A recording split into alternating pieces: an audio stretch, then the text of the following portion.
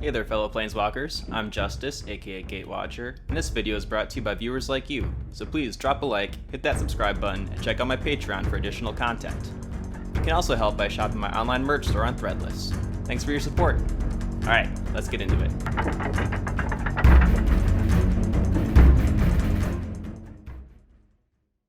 For these budget deck tech episodes, I follow a few rules.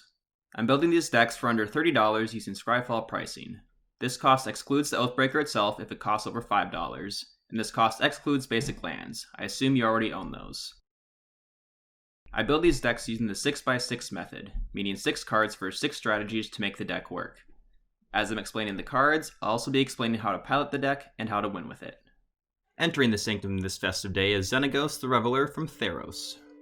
Zenagos was born into a culture of revelry. Most satyrs on Theros all followed teachings of a carefree lifestyle and enjoyment of life, but that wasn't enough for Xenagos. He became a lord of the satyr homeland Scala Valley, taking the name King Stranger. During a Bacchia, a hardcore and violent satyr celebration held in a cavern, Xenagos partied too hard and ignited his spark.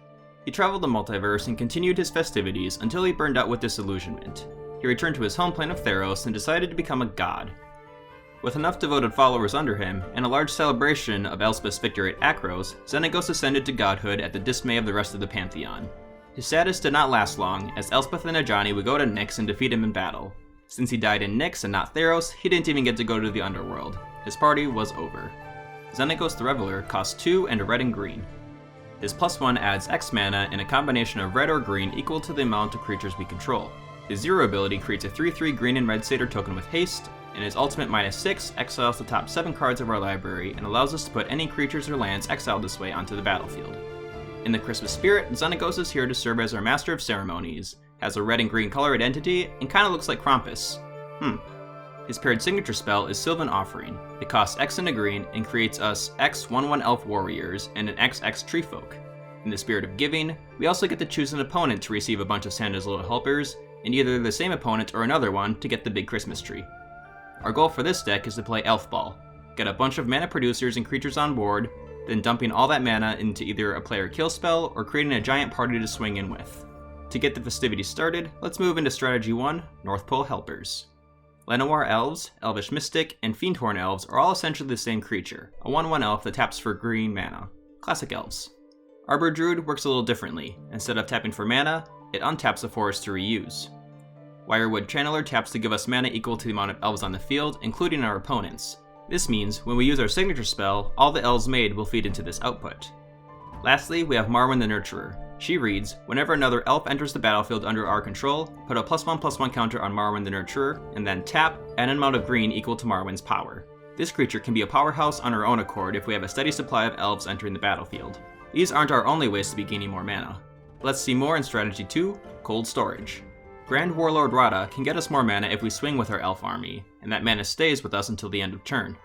Battle Hymn can grab us mana in a pinch at instant speed, and Heritage Druid makes all of our elves mana producers if they work in teams of 3.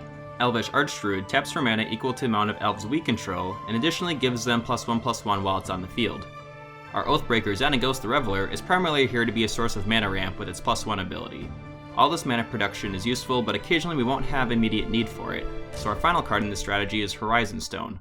Our only artifact in this deck serves as a spot to prevent unused mana from being wasted, and instead becomes colorless. This way, we can stockpile mana during each round of play until we are ready to dump it out. Let's see where all that mana is going into with Strategy 3, Big Packages.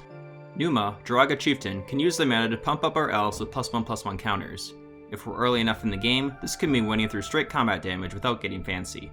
More often than not though, we'll most likely have to depend on spells like Comet Storm and Jaya's Immolating Inferno to hit all of our opponents at once with a heap of damage. Just make sure to watch out for counterspells. Wormcalling and Fanning the Flames both have buyback, so they can be repeatable spells to make sure mana doesn't go wasted. These are more suited to playing the long game if we can't generate enough mana to take out everyone at once.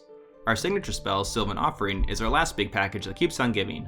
Combined with our Oathbreaker or a few of our Elvish mana rampers, we should be able to continuously cast this spell turn after turn, generating more and more creatures and more mana.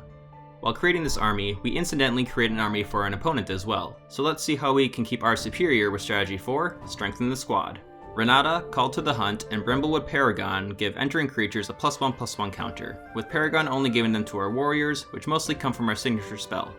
Imperious Perfect is an Elf Lord, giving our elves +1/+1 and can also create an additional token for a green mana.